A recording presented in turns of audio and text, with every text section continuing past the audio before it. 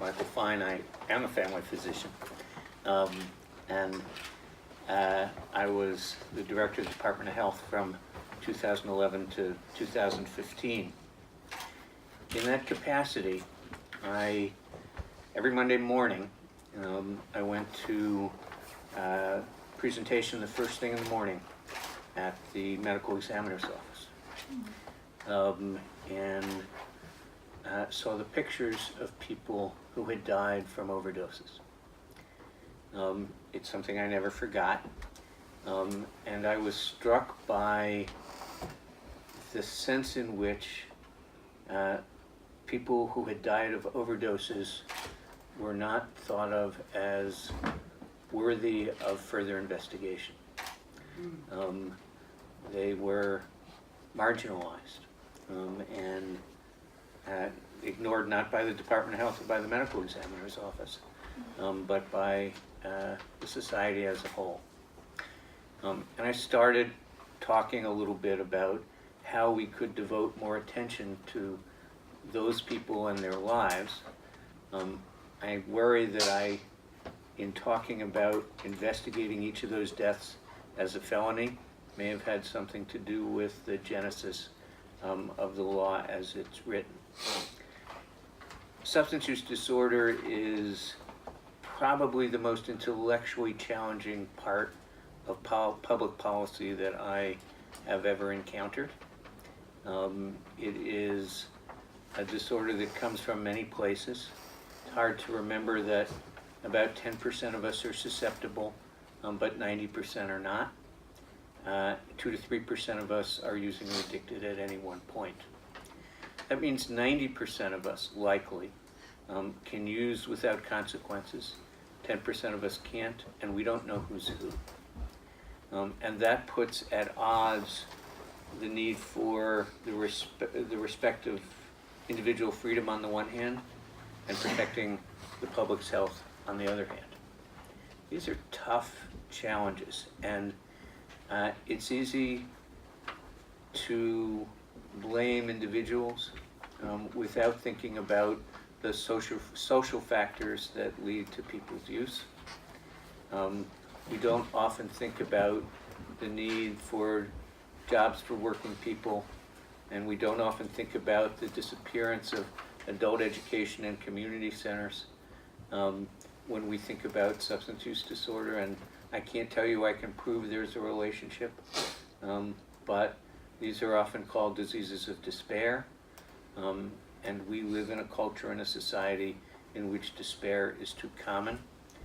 We have not, as a state, confronted the fairly significant incidence of use of all substances in Rhode Island. We have generally been in the top 5 of states where use is most common. And we haven't thought about that or owned that as we look at substance use disorder and its treatment. So on the one hand, I applaud both the sponsors and the folks in the legislature who thought about and even voted for the bill because of their energy and commitment around substance use disorder. But I'm with the rest of the people up here in terms of understanding that the bill as written is not the bill we need. We need to be thinking about how to value the lives of all Rhode Islanders. And that means doing things like investigating each death and understanding the social context in which that death happened, understanding the missed opportunities for treatment, understanding the missed opportunities for continuing education, understanding, the history of disrupted families or early childhood trauma that are often associated with substance use disorder, and finding ways, community by community, of getting to those problems. The challenge is to do for substance use disorder what folks in the hospital do for every unexpected death. I wrote about this a little bit, and that is to begin in the hospital for every unexpected death. We do what's called M&M, Morbidity and Mortality Report. Jody and I have spent many Thursday mornings together. At those at 7:15 in the morning. And they're really important in the intellectual process of medicine itself. We need to be doing the same thing for substance use disorder, understanding that this isn't restricted to just what doctors and nurses do, but needs to include social workers and law enforcement folks and EMS and people who are educators.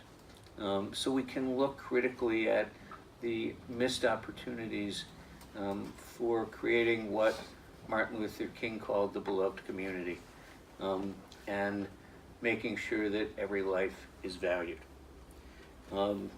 So I join with everyone here in asking that we rethink Kristin's law and create some legislation that, in partnership with our law enforcement colleagues, successfully goes after profiteers, but that understands that substance use disorder itself is a disease, helps people get into treatment, and helps us as a culture and as a society find our way to real prevention, which is so critical if we're going to change the culture in Rhode Island and help spare people and their families from the chaos that substance use disorder often creates.